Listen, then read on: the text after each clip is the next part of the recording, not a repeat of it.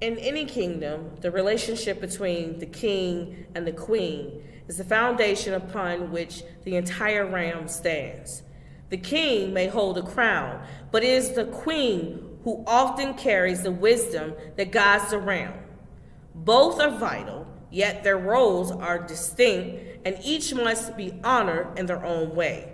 The king's strength lies not just in his power, but in his ability to protect and uplift his queen.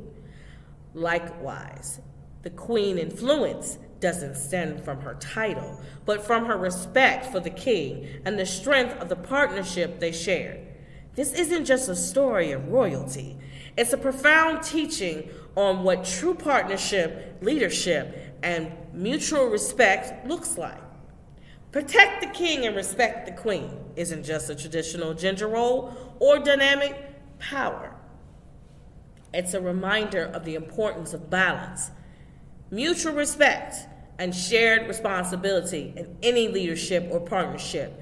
It teaches that from a kingdom, whether a family, a business, or a community, to thrive, both sides of the partnership must understand their value and honor each other's unique contributions. The power of protection is as follows. To protect the king isn't merely about shielding a man from harm. It's about guarding his purpose, his vision, his ability to lead with clarity. Protection means often support that allows him to thrive and make decisions without weight of fear or doubt. It's about creating an environment where he can rise to his full potential, knowing that his kingdom will stand strong behind him. But here's the crucial point. Protection is not about control. It's about being a pillar of support, offering guidance, wisdom, and care when needed. The king cannot lead alone. He requires someone to stand by him, offering perspective and encouragement. This protection is a symbolic relationship. It's a partnership where both the king and the queen understands that their collective strength is what sustains them. When a king is protected in this way, he is the most capable of leading with confidence, of making decisions with clear mind, and steering the kingdom towards success. And the one who offers the protection isn't just the passive figure in the background. They are the active, engaged, and deeply involved in the vision of the kingdom. To protect is to actively care for what the king represents, to ensure that his role is just as strong as he is. But you must respect the queen. Respecting the queen is not just acknowledging her title. It's about recognizing the deep and depth of her influence, her wisdom, her contribution to the realm. The queen is more than a figurehead. She is the heart of the kingdom. Her wisdom often guides the decisions that affect the people. Her strength subsides the foundation of the monarchy, and her ability to emphasize with her subjects makes her invaluable force. Respecting the queen means acknowledging that her role is not secondary but essential.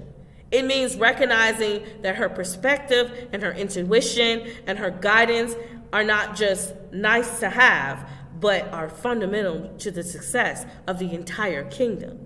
The queen's respect is earned, not through fear, not through mutual understanding or appreciation.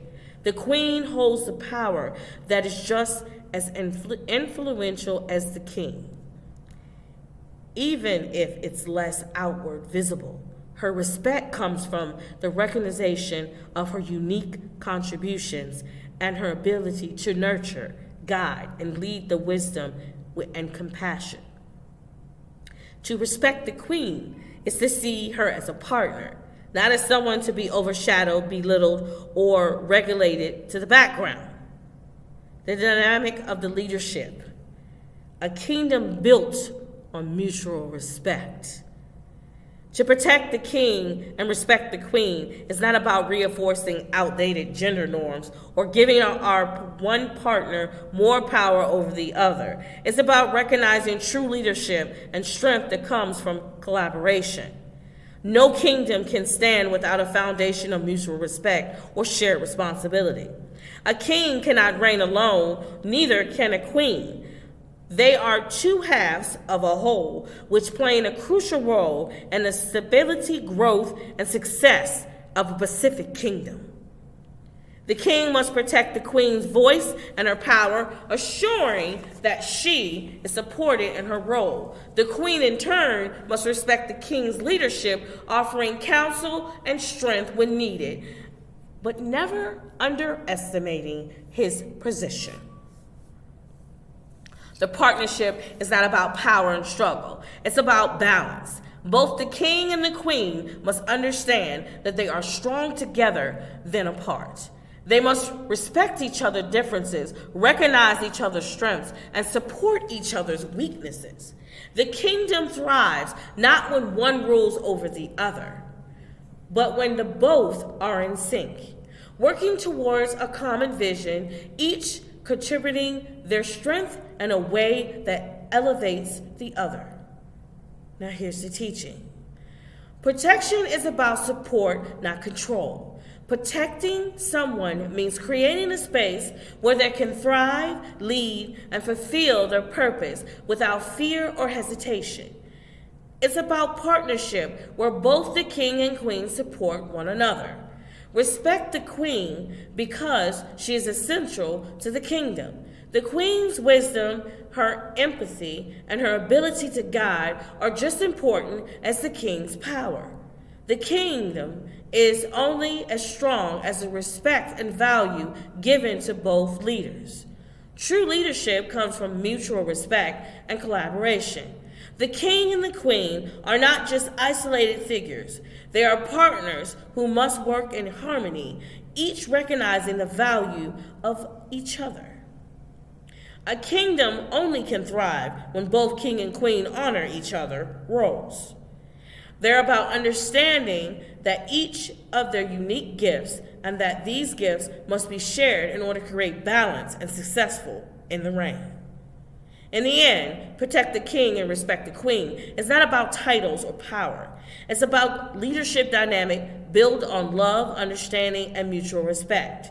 When both parties understand their value and honor each other's contributions, they create a kingdom that stands the test of time, strong and united and thriving.